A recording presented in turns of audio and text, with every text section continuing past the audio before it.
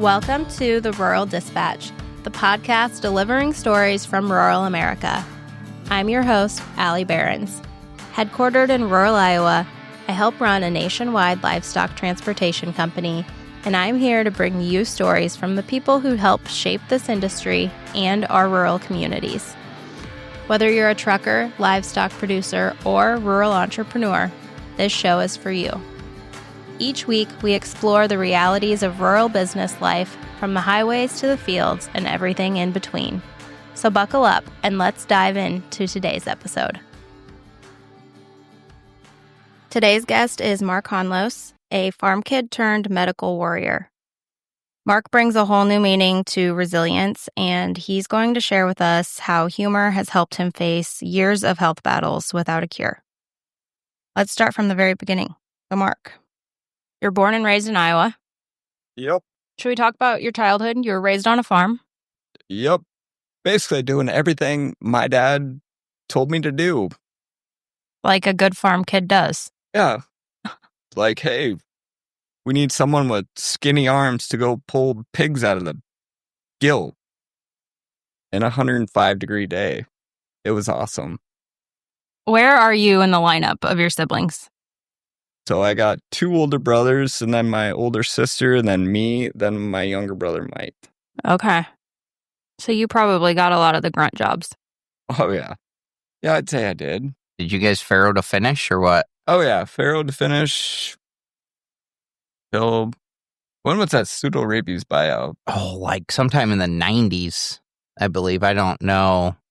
We'd have to look, but yeah, sometime, I would say sometime in the mid-90s, I guess. I don't know exactly when, but is that?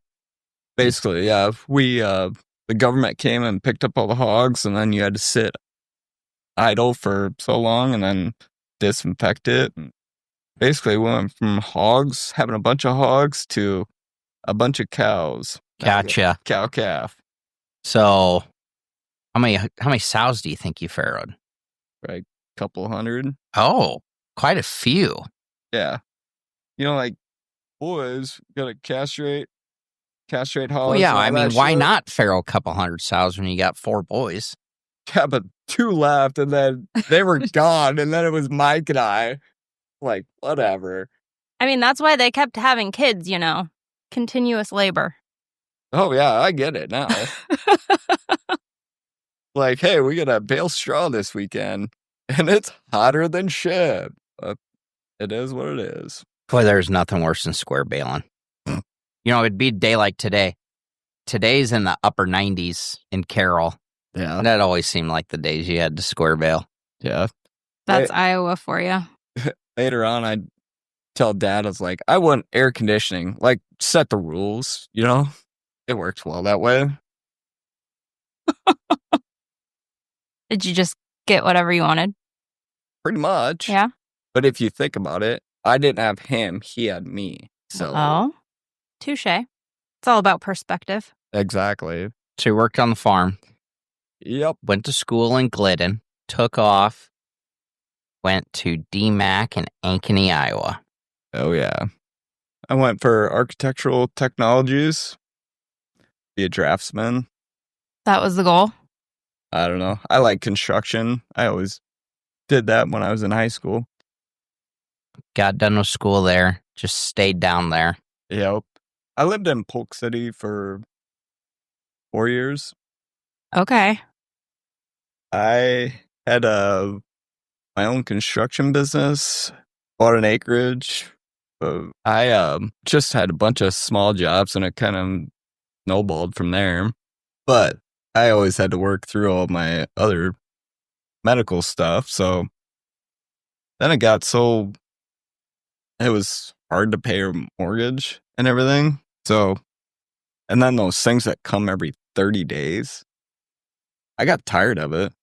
So I just moved back home. Let's talk about that. When were you diagnosed, or what happened? How did you find out something was wrong? So I first got sick. It was opening pheasant day back in the year 2000. Basically, I kept going downhill. Like, I couldn't run or anything. I didn't tell mom and dad. I didn't know what the heck was going on. I was 15 years old. 15 years old and freaked out. Oh, yeah. Then I had to go to, they were trying to figure out what the heck was wrong with me. Well, how long do you think you went before you finally said to somebody, hey, we got a problem? yeah, Right month. okay. I don't remember when I had to go to like MRI and everything.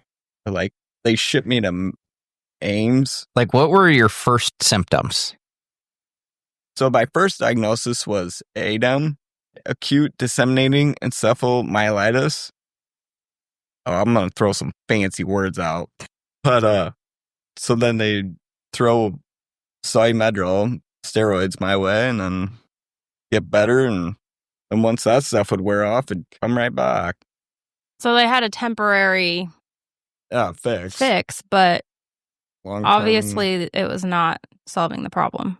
No. So they were just treating symptoms. Pretty much. How long did that go on? I'd stopped having attacks.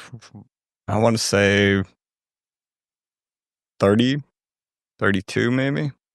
Oh, that was ongoing for, 15 years. Yeah. What kind of attacks? So basically, I'd have to relearn how to walk again. Everything. So I get inflammation on my brain, my spinal cord, and my optic nerves. I've been blind probably, I'd say a dozen times. Or like where my eyes just don't work. Neither one of them focus. Like I remember driving down a gravel road and the telephone poles would just veer off. Oh. And then my eyes would go cross. But if you just put an eye patch on and that was the one fix. would work. Huh. Yeah. But yeah, I remember sitting out in front of the shop just staring at the sun trying to figure out where it was. I couldn't do that. So each time you would have an attack, you would lose sight or lose your legs, motion of your arm. I mean, something would happen. I mean, each time something happened, did you go to the doctor? Yeah. And they'd just run more tests. Yeah, MRIs. I wish mom and dad would have bought an MRI machine. I could have bought and paid for that thing 10 times over. I mean, did your mom work off farm? I mean, did you guys have decent health insurance? Yeah. Yeah, so good. Mom drove to Ames every morning. I'd say she got up probably 5, but drive to Ames for health insurance for me. That was because thing. That's huge. Yeah. Health insurance is not cheap but I feel like that's why a lot of people have an in-town job is just to get the health insurance when they're a farming family. Yeah, and then dad would all do what he always did. Mm-hmm. So if you'd have an attack and say, how long would it be before you got your vision back? And then you get your vision back, were you good for a month or two? Yeah. Until something happened again? So it would always go in increments of 3 years, minus the first one, because then that was just like every other day it'd be a different symptom. But I remember when I was 15, I was probably paralyzed from the belly button on down. And then 18 wasn't too bad. Well, I was in Iowa City. But I was also in Iowa City when I was, I'd say 16. Oh, here's a good one for you. So, imagine being in the hospital and there's a kid the same age in the room next to you, and they're not sure if you have viral or bacterial. You have to get a spinal tap. Have you ever had one of those? No. Yeah, they suck. Yeah, it doesn't sound pleasant. Oh, I've had about 5 of them. Anyways, he had the bacterial. He didn't make it out. I still remember that guy's name. So he had a bacterial infection. His was bacterial, and I think mine was viral. Obviously. Dang. That's heavy stuff for a kid. Oh, yeah. And I just worked through it, whatever. And so then when I think I got sick when I was 18, but I did football and all that just life is normal when you didn't have a flare-up, basically. Pretty much. Just go about living your life. I remember the doctors saying that you're probably not going to be able to walk till Christmas after the first attack. Like, whatever. I remember I was walking in Thanksgiving. Mom had a pee party for me because I started urinating on my own. That's not embarrassing at all at 15 years old. Oh, no. Like, hey, what's up? Come in, have some fun. Come on in. Like, whatever. But then I just powered through it, I guess. And then I lifted weights and all that. And I want to say I was in the Des Moines Register paper for preseason All-State. That was my junior year. And I didn't even know that until we were working construction. The guy that we were building the house for came in and he's like, hey, congratulations and all that. Like, for what? He was like, your name was in the paper. Like, cool. Cool. No idea. Yeah. But Typical teenager stuff. Then I got sick my senior year, and I was probably the only high school team captain, that would go to the middle of the field wearing blue jeans. Mm-hmm. Yeah, because at that point you weren't playing, but you were still on the team. Yep.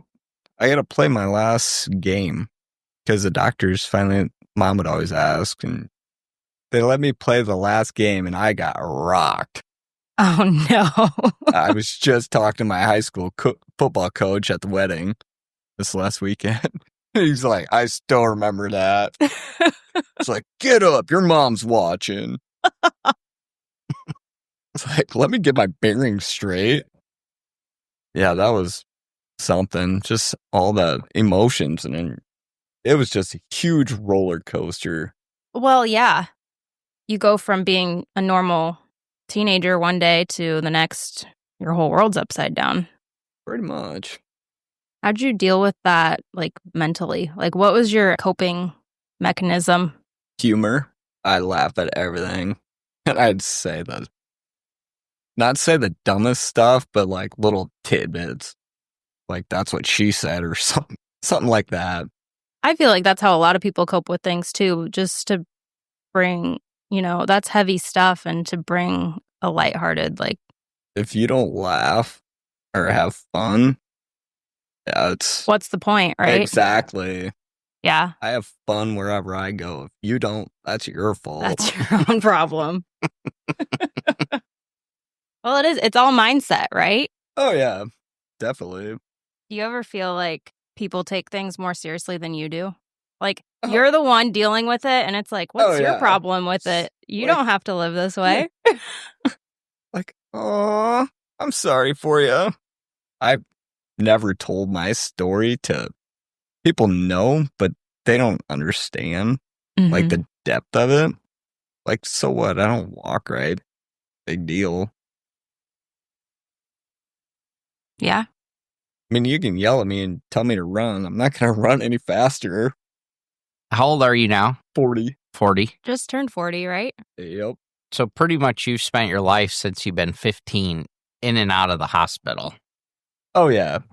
My whole life, ever since 15, I was filled with false hope. Like, the doctors would say, hey, we'll figure it out and everything. But... Well, let's tell everyone this. How many different diagnoses have you had?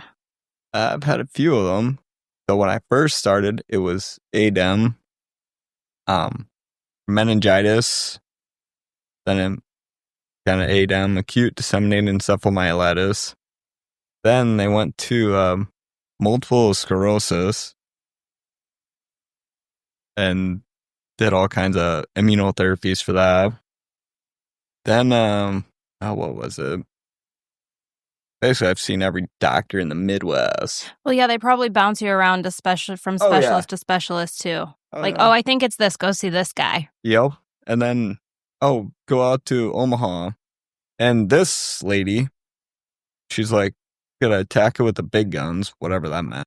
So she changed the diagnosis to NMO, neuromyelitis optica, which is done with a simple blood test. So I did that. Oh. Negative. Try again. Oh no. And then she wanted to throw chemotherapy on there. I mean, how old were you at that point? I want to say I was in college, because I remember coming back from Ankeny to do one of the chemos. The first one was what is it? Mitoxantrone. It's called the Smurf juice. It's blue when it went in and excreted green. Oh. Yeah. Then you have to flush the toilet like 2 times or something. To get it out of there? Any like residue, yeah, basically? So basically, if you're a pet, drank out of the toilet. They're done. Oh, yeah. Yeah. So then I finished my lifetime dose of that one. Then that wasn't helping. So they switched that one to, that was when the NMO diagnosis came out, right? Mm-hmm. So then she wanted to go put me on rituximab. Which is another chemo? Yeah, it's to target a certain cell or whatever. Okay. But that one, so when you take it, they give you Solumedrol in front of it. Solumedrol works in my system. Well, it did. But so that didn't help. So in each chemo I was doing, I would just keep going downhill. Get worse. Yeah. And you probably had other side effects from the chemo on top of what you were already dealing with. I can only assume. Oh, yeah. When they give you all the paper pamphlet with all the side effects and they tell you you're not going to feel that great, they're not kidding. Yeah. Well, side note, so I was diagnosed with lymphoma when I was 22. And that was the worst part, was the side effects. I didn't feel bad from the cancer. Like, that wasn't bothering me. It was, but then they pump you full of shit and it's like mouth sores and like random things that, how is this better? Oh, yeah. With all the Solumedrol, it's like I've probably gone through 300,000 milligrams of like Solumedrol, prednisone, all that. But the side effects of that, your bones are going to hurt. Mm-hmm. Oh, then you have to take another drug, call it Reclass, to get your bone strength better. Yep. But I saw on, I don't know where it was, but basically if you drink beer every day, it makes your bones really strong. So is that so? That's what I'm going with.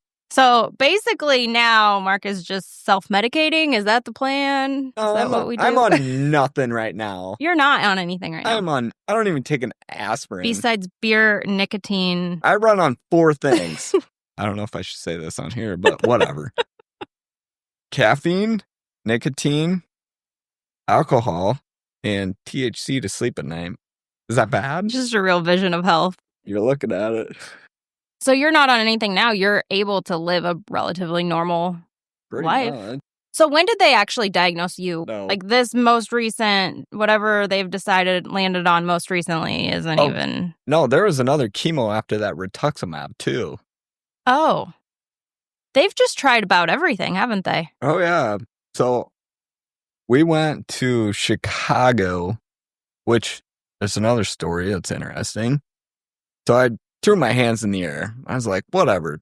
Stem cell treatment. So I Googled all that. I was like, I don't care. So then we went to Chicago, which it was supposed to be at Northwestern, right? Okay. That's where they do all this stuff. But we ended up going to Rush Hospital. I don't know. We ended up getting an appointment with the doctor there. That was basically, I think it was, who's the one that has Parkinson's? Michael J. Fox. Yes. Yeah. Yep. So he was at the hospital, not at the hospital, but he donated a ton of money. And that's where. So then the doctor there wants me to he wanted me to go through this drug chemotherapy called Cytoxin. That was like women with breast cancer. That'd be similar to the same cell. Yep. Yeah. So I did my lifetime dose of that one. That one was a doozy. Have you ever had the hiccups for 24 hours straight? No, that sounds awful though. Oh, yeah. You should try it. It's horrible. Hey, this is no joke. I'm pretty sure my brother has. He did. Yeah. Actually, recently. Yeah. Like, he was about to go crazy. He could not get rid of these hiccups. Oh, yeah. For no reason. I mean, this came out of nowhere. I get the hiccups when I come home at night sometimes, and mom and dad will be talking. Yep.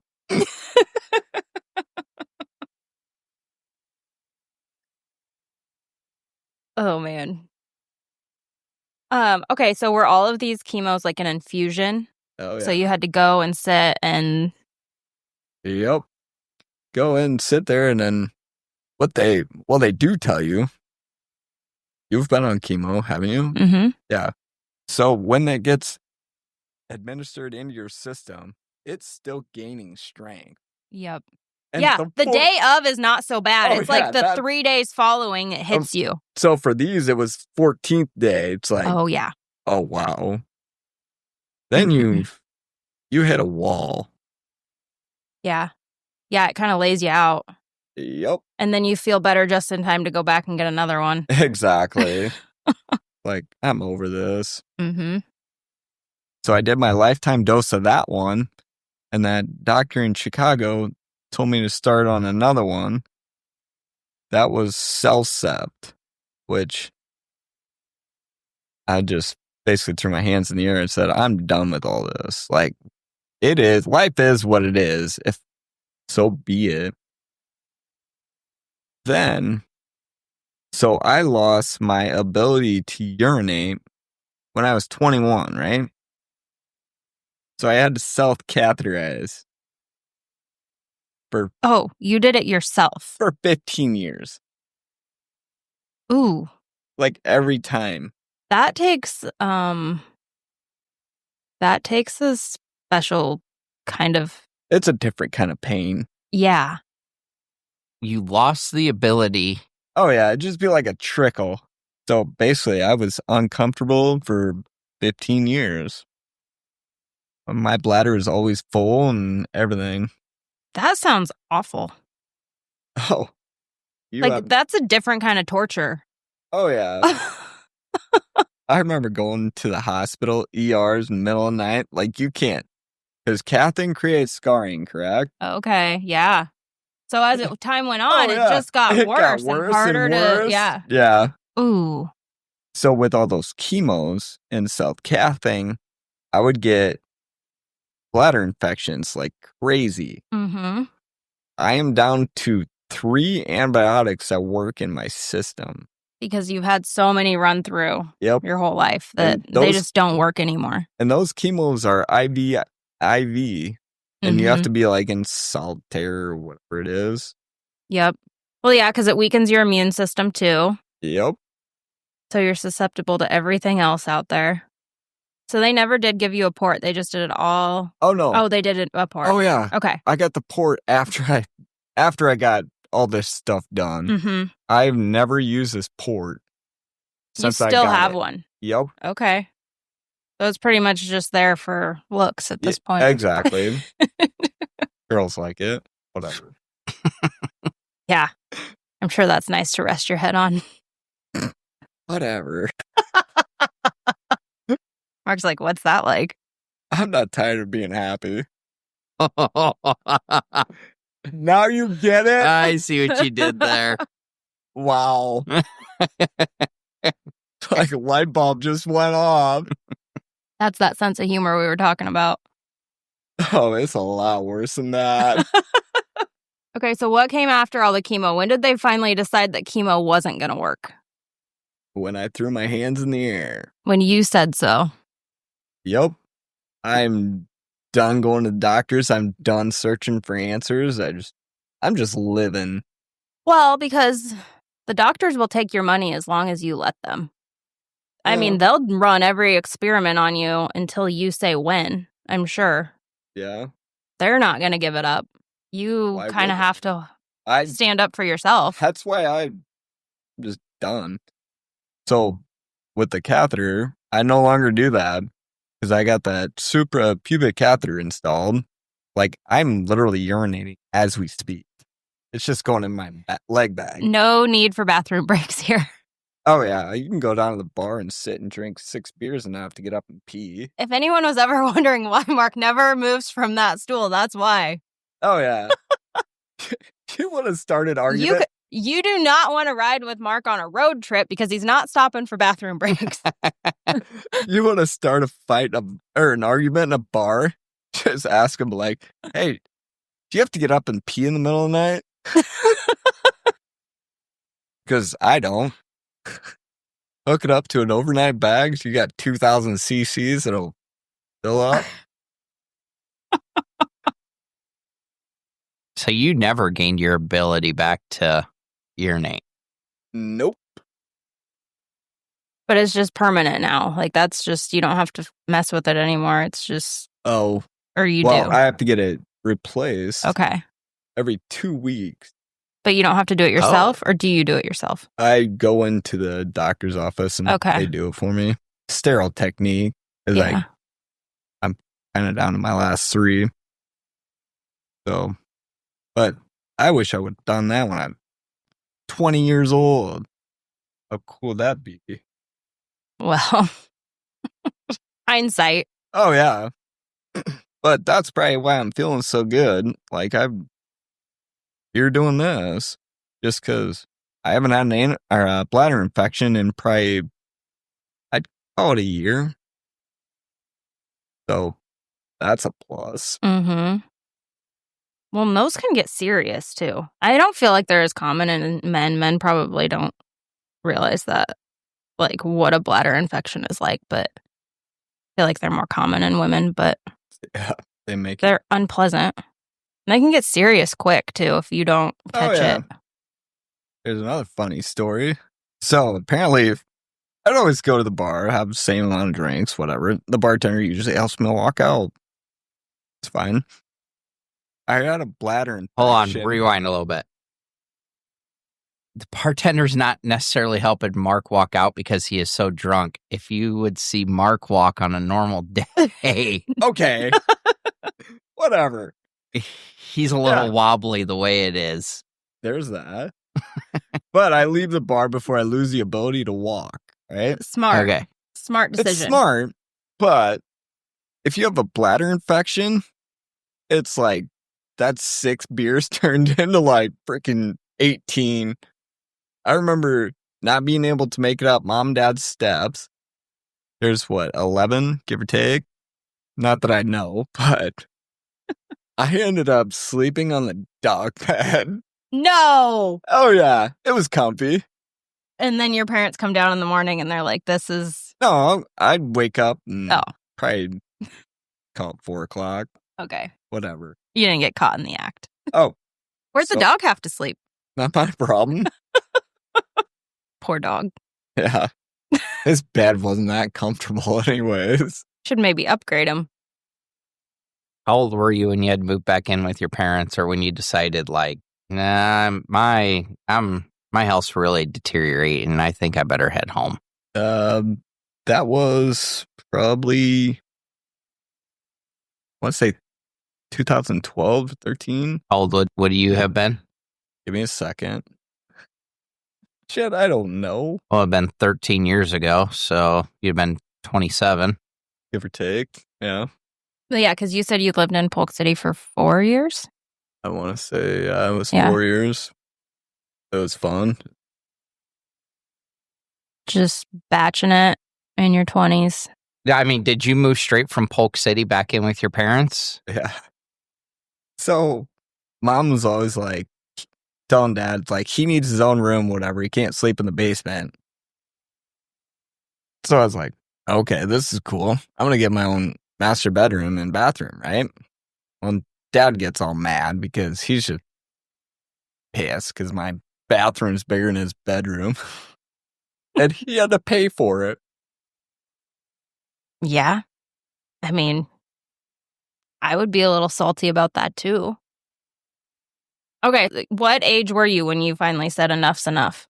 It was probably 28 because when I moved back, it went for probably another year, I'd say. Okay. And that was when it's not worth it. Mm-hmm. I remember being, what was I, 15 when I first got sick, and I was like, all right, this will be cool. Maybe make it to my 21st birthday, right? Did they give you like any sort of doom and gloom? Like, this is. Oh, some people do, but Yeah. I just brushed it off. It's like, whatever. Watch me. Because when I first got sick, I ended up running state track too. That spring following when you first. That was my junior year. It was actually, I was pretty fast. Not now, but. Mark, I don't think anybody's as fast as they were in high school when they're 40. Speaking of doom and gloom. Things just kind of go downhill after 30 for Oh, no. everybody. I get that. So before chemo, I was seeing that MS specialist in Des Moines. One of his suggestions was plasmapheresis. So that's where they put a number 2 pencil down your jugular into your aortic artery. And that huge machine would spin your blood, take the plasma out, and then put other plasma in. Not actual, like your guys' plasma. It'd be like a synthetic plasma. Oh. Interesting. Okay. Yeah. They did that, I'd say probably 4 or 5 times. And made no difference. It helped, Okay. but it's not worth the pain that you went through Mm-hmm. to do it. So it helped, but it definitely was not the cure. Yeah, exactly. It's kind of nice though. One of ladies that worked there, she was about my age, rather good looking. Oh, here's a good one for you. I was just waiting for the cute nurse stories to start. Okay. So it was I want to say it was a Monday morning, right? Mom and I went down to Des Moines. This was probably the 3rd series of plasmapheresis, whatever. So I told Kristen, is her name. I was like, Kristen, we got a problem. I gotta pee. How is this gonna work? She's like, oh, we'll figure it out. Right? So she goes to the bathroom and she tried. And I was like, that was when I tried to do it through my veins. So put it in this side or take it out of this side and put it in that side, right? Oh. And then we're using human plasma. Okay. So I told her, I was like, just leave it alone. I'll get it. Just take the needle out because you can't move your arm, whatever. Mm-hmm. So I did my business, went back to the room, and she was in there, and I was like, I didn't even have to pee. Oh my God. This is Monday morning at 10 o'clock. She was pissed about that comment. Poor girl. If you don't have a sense of humor, Where good do you think luck. Kristen's at these days? Avoiding Mark. I actually talked to her on the phone not too long ago. Oh, so you made friends. Oh, yeah. She totally thought I was cute and all that, but she's got a husband and some kids or something. Yeah, that. That'll do it. Yeah. Apparently. Real buzzkill. No shit, right?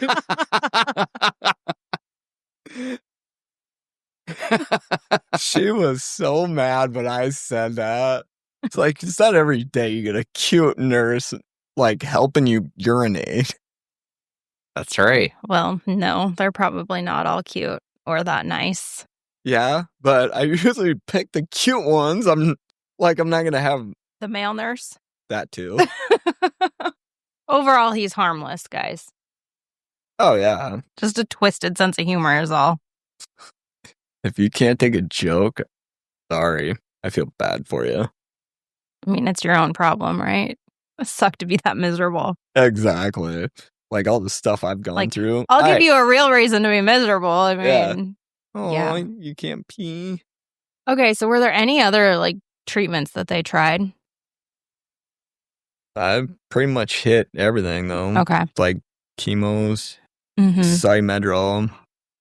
Then you got to take all the other stuff to counteract that. To treat all the symptoms or side effects of the heavy hitters. But like all the MS drugs, I remember like Avanax, Rebif, Tysabri. That one was a doozy. That's kind of another form of chemotherapy. Oh. Then you also have to worry about the side effect of that one. That one's EML something. It's, I don't know, basically people can die from that one. Oh. Yeah, the trade-off there probably isn't necessarily worth it. Oh no, it makes you feel pretty bad too. Your symptoms were not great. I mean, not being able to see or walk is not a walk in the park, but the trade-off is being able to see and walk, but feeling like absolute garbage. Oh yeah. Essentially, is what you were dealing with. Put a smile on and everybody thinks it's good to go. But now the smile's actually real. Yeah, because we're just living now. Oh yeah. Like, what, I'm 40 years old? I don't live with my parents. My parents live with me. So, like, this is called the boomerang effect. Like, I went out on my own and everything, but I just circled around and then came right back. Just like a boomerang. Exactly. Oh, goodness. I'm sure they wouldn't change it. Oh, no. I'm probably the favorite. You think so? Probably not. You know what they say, absence makes the heart grow fonder. That's the only thing your siblings have over you. I'm sure. Yeah, we'll go with that. What's a typical day look like? So I work at a coffee shop. Wednesdays, Thursdays, Fridays. It's fun as hell. I like just talking to people, not say screw with them, but I put a smile in their face. You've always got a smart remark when I stop in. It never fails. Better be a smart ass than a dumbass. Touché. No, and then, well, I have to work on Saturday. Then I'm going to go to my vacation home in Granger. It's basically my cousin's, but I church shit up. Who lives in Granger? Oh, Sean, my cousin. Gotcha. It's a nice place. I get to sleep in the dungeon. Let's take a nap in the middle of the afternoon. I'm okay with it. Just do whatever you want. Pretty much. How early do you have to be at the coffee shop? I'm still on winter hours, so I show up at 8. Okay. I don't know, that's what I told the sheriff. He stops out at the shop on the farm, and then I'll come into the coffee shop. Pretty nice guy. I don't want to get on his bad side. Can't have that. I had a run-in with the law last night. Got off with a warning. Lucky. Pays to be pretty. Yeah, I haven't had a ticket in years. I'm good to go. Law-abiding citizen over here. That's right. Yeah, me too. Well, you probably had to get rid of the pickup. This is probably easier for you to get in and out of. Oh, yeah, hands down. You just slide right across in that one. Uh-huh. And it doesn't cost you near as much in fuel. Well, I drive a dirt. Hammer's fuel. I'm not going to argue semantics, but it works out perfect, though. Like, why would you drive a Duramax to a coffee shop? And it costs you more in fuel to get there. And then... Than you make on your shift? Oh, yeah, for sure. It's the principle of it, though. Mm-hmm. And with the diesel, it doesn't get warm till you get to Carroll. True. It's all about comfort. Yeah, I learned about that when I got that thing. It's like, this is kind of nice when you get 2 miles down the road and it's nice and warm. Yeah, because you're probably not parking the diesel in the shop very often. Oh, no, Dad won't let me park in the shop. Oh, that's... Well, he's looking out for you. He's looking out for you not parking in the shop because that way he don't have to help you get all the way down there. No, I just think he wants the extra room in the shop. And I don't want to walk all the way back to the house from there. That's a long ways to crawl. Here's another good one. So when I was in Iowa City, I'll never forget this. I couldn't really walk or whatever. I think it was Mom and I. The doctor came in and he was asking about whatever. And he said, there's things you can do as long as you move forward in life. That's all that matters, right? He said, so if you can't run, you jog. If you can't jog, you walk. Can't walk, you crawl. If you can't crawl, you roll. As long as you're moving forward in life, that's all that matters. Doesn't matter how you get there, just move forward. Exactly. That's not a bad little Spiel? Yeah. I don't know. I like crawling. I don't mind doing it. It's kind of like a baby backwards. Here's a good one for you. So, cathing creates scarring, correct? Most people haven't had this surgery when they basically cut you open to fix that issue. They cut your taint to fix that. That's awkward. But I mean, they put you under for that, right? oh yeah. Oh, I mean, why is it so awkward? It's not like you're sitting there having a conversation with them. Oh no. It gets better. So the first surgery I had done, right? That one was unsuccessful. So then I had to have another one. And I knew, do you know how many overpasses there is from Iowa City to Carroll, Iowa? I suppose more than a couple. A lot. So then every time you'd hit that, the ground hits the bridge, slap on the bottom side, right? So on the second one, I called my high school football coach because he's got a plane. Like, coach, would that be a possibility for you to pick me up in Iowa City and fly me home? He's like, you just tell me when and where. Like, awesome. Feel bad for mom who's got to drive home, but whatever. So when I first got into the surgery room, right? I had the cutest chick in the United States of America, just holding my hand, like making me feel better on this. It's like, so I kind of like, what do you want to call it? Tried to buy time, like direct blood flow to some other area. Wasn't happening. And Iowa City's a learning hospital, right? So you got like doctors, they got residents and nurses and all that stuff. Room's full. Oh, yeah. And I got all of them to stop. I was like, all right, just so everybody in here knows, in my defense, it is really cold in here. And this cute chick over here is like, oh my gosh, I know, it's so cold in here. It's like, clearly she knows what I'm talking about. That was nice of her to say. I just wish I don't know, would have got her number or something. She was really looking out for you, wasn't she? It might have been the drugs or something. I thought she was cute. There's a lot going on there. Oh, yeah. Get done with the surgery, then go back to another room and ask the doctor, is like, Doc, is that all right if I fly home? He looked at me, he's like, you live in Carroll.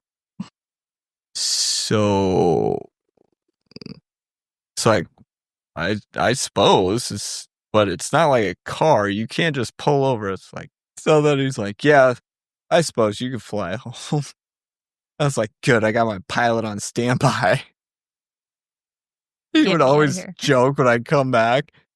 He'd always be like, how'd you get here and all that? And it's like, oh, I rode with her. I didn't want to fire at the plane for this little bit. That was something else. Was that BJ? Yep. How many times did he fly you back and forth, you think? Woody? Or no, how many times did he? Just once. Just the once. I think it took 45 minutes. Gotcha. And we flew into the Carroll airport. And yep. I mean, how was the landing? Oh, it was smooth. So I'll give him that. He's a good pilot. All right. Noted.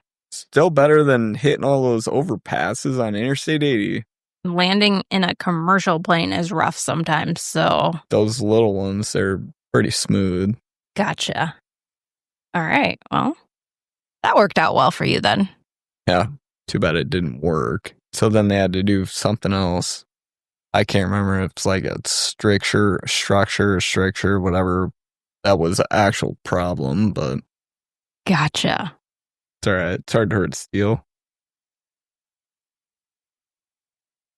When's the last time you think you've been to a doctor?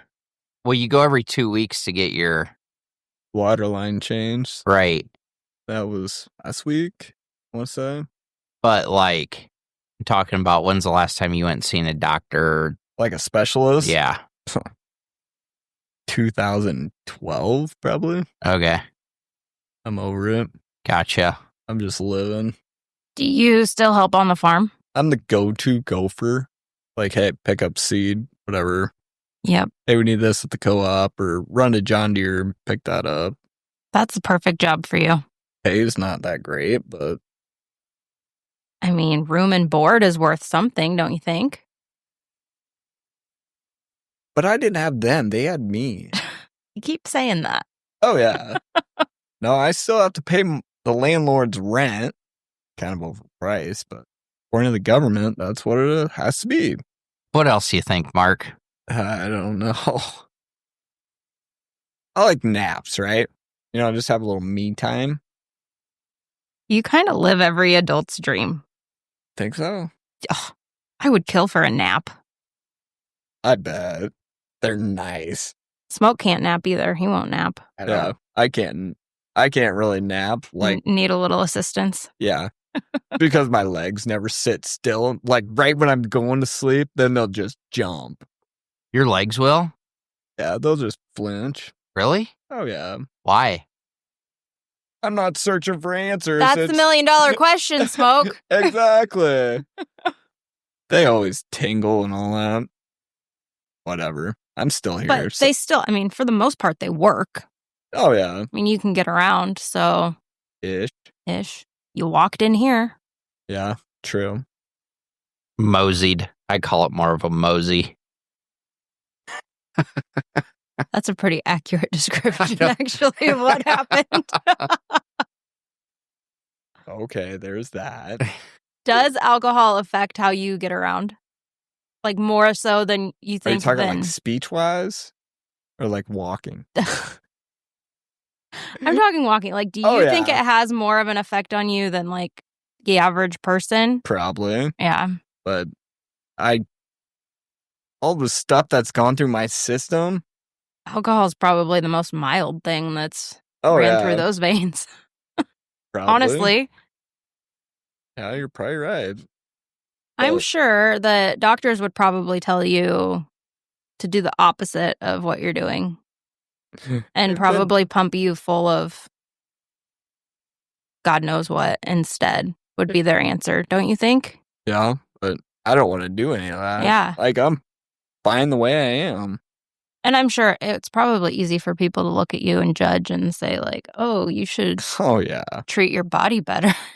I've had so many people like, oh my gosh, you're driving, you're going home. It's like, God, I'm good. Couldn't walk, but hence why I had to drive. That's right. I can't believe you drove home. Well, I couldn't walk. So. Am I wrong? Looking back, what would you do different? Probably would have had that suprapubic catheter installed a lot earlier. Do you think you would have, knowing what you know now, gone through looking for answers? I mean, that's hard to tell a 15-year-old what to do. I mean, your parents are still in charge at that point. Yeah. And they probably wouldn't have let you. Yeah, but why would you not look for answers? Yeah. But I'm just saying, knowing what you know now, do you think that... I honestly don't know what I'd do different. Yeah. Like, not take a medicine. That last chemo was when I realized, like, I can say no. Because I went up to Mayo because there was another specialist that we saw. And this guy, he had a different diagnosis for me. So he's calling it anti-MOG. So that MOG, so that stands for myelin oligodendrocyte glycoprotein.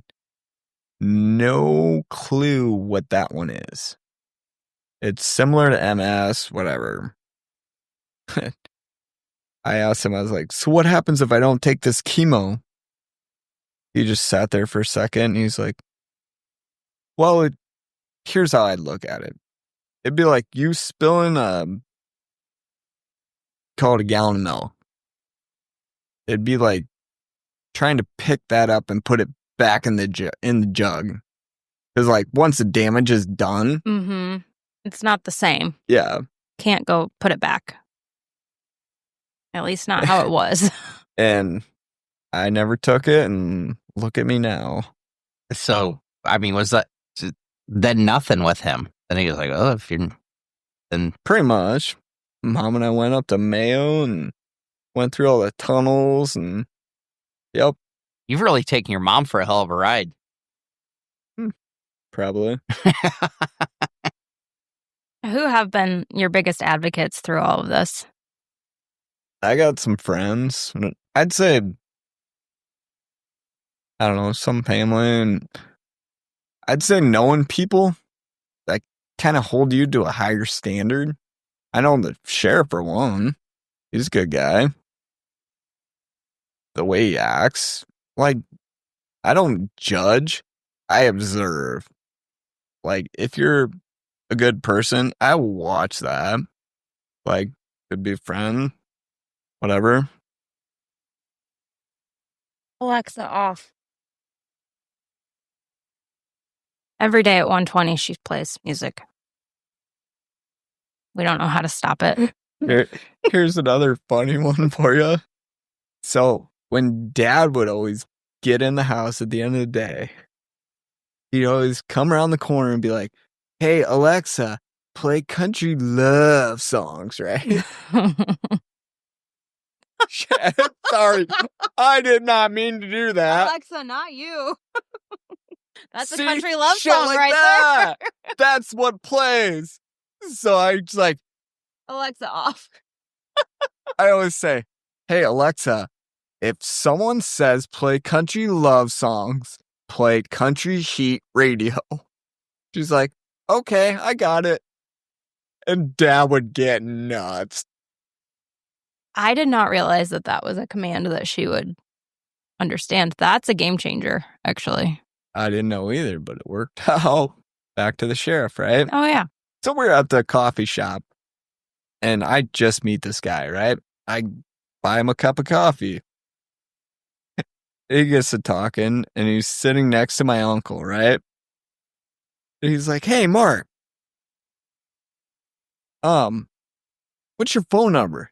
Just in case I need to call you, right? So I start off with the number, and he's typing it in his phone. And then my uncle's like, that's not his phone number, that's his dad's. I just looked at him, I was like, got ya. I ended up giving him my phone number. We text back and forth all the time. Buds now. I'd say so. Hope so. Hope so. what are you going to do the rest of the day today? I gotta feed my bottle calf. Oh, yeah. Tell everybody about your bottle calf. Yeah, it turns out that wasn't, I didn't really think that all the way through. But, friend's twin bull calf. You know, just something to do. Kind of hoping the nieces and nephews would take over, but No interest yet, huh? they'll come around. You don't So- think they're getting enough? Mike's not making them do enough the way it is? Oh, no. Gotcha. Compared to all the stuff that I had to do, cut tails, clip teeth, castrate hogs, sows in, sows out. Oh, we gotta move ice weans over to the nursery, kick them out from the nursery to the big barn. But I wouldn't change it. I really enjoyed growing up on the farm. Right. Well, there's nothing quite like it. Yeah. I don't know, but I feel like every farm kid sees their friends in town and feels like they're missing out on something, and every kid in town thinks the farm is the coolest place to be, so. Yeah. I remember I always wanted to hang out with friends in town or go to the swimming pool, and we'd have to be watering hogs or sows in the farrowing barn. Yeah, the closest But- thing to a swimming pool you got was a stock tank. Pretty much. take a dip in there and then get back to work. Yeah. Oh, well, we had what is it? Probably 2-3 acre pond-ish. Mike and I, or we'd always go throw rocks and all that stuff, and we'd go not swimming in there, but if Mom ever saw us in the pond, she would always freak out. We're not supposed to be there. Okay, well, as an adult, I think ponds are disgusting, and I would freak out if I saw my kids in there too. Rightfully so. We don't tell Mom everything. There's a lot I don't need to know. That's fine. That's fine by me. Well, Ignorance is I bliss. get it. Do you have any words of wisdom for us? It's better to be 6 foot up than 6 foot down. There's that. I don't know. Just find humor in life. Don't take it so seriously. Oh, yeah. Like, I never took anything really serious and all that stuff, which I probably should have, but... Well, I mean, there are some things in life that you can change. And there's some things that you can't. Oh, yeah. Definitely knowing what's in your control and what's out of your control. And when you realize that, life gets a lot easier. Like, not my problem. Do you think you'll ever go back to trying treatments, or we're happy with where we're at? I don't think I'll ever get sick again. I honestly don't. Because how long has it been since you've had... My last attack was back in 2012. Okay, so basically since you stopped... Taking all that, yeah. You've been good. Yeah. I wish I don't know what else I would have done. Like, all the spinal taps and all that stuff. I don't want to relive that stuff ever again. I don't know what a carb is. I don't know calories. I see it, I eat it. Can't gain weight. I think I weighed more in high school than I do now. And I had a little more muscle on me. Wow. Essentially, you're living life exactly how you want to. Exactly. I wouldn't change it. You've kind of taken it into you're living life on your own terms. Yeah. Instead of doctors telling you what you can do or should do. What else would I do? But, I mean, you said this earlier, and you're exactly right. Like, the decision is yours when it comes to your body. And I think a lot of people don't realize that when they go to the doctor, they just say, okay, well, the doctor said to do this. Yeah. It's because they say so. It doesn't mean you have to. Yeah, that's like being filled with false hope. Mm-hmm. Like, hey, we're going to fix you, but you're going to feel like shit when we're doing this. Yeah. And then I'm sure it's discouraging when it's not a long-term fix. Oh, yeah. Every 3 years, like, great, when's this next attack going to happen? Mm-hmm. Yeah, you're probably just always waiting for the next thing. Yeah, you're always waiting for the future. Mm-hmm. Now I'm just living it. In the moment. Yep. Making the best of day you got. 100%. All right, that's a wrap. Big thanks to Mark for sharing so openly. I hope this conversation leaves you with a little more perspective and a reminder to keep moving forward even through the hard times. Till next time. Thanks for tuning in to this episode of the Rural Dispatch. I hope you found something valuable to take back to your own operation.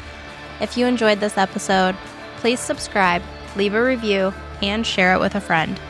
You can keep up with me between episodes on socials at Barons & Co., or join our email list on our website to get new episodes delivered straight to your inbox every Wednesday. Until next time, keep those wheels turning. We'll talk soon.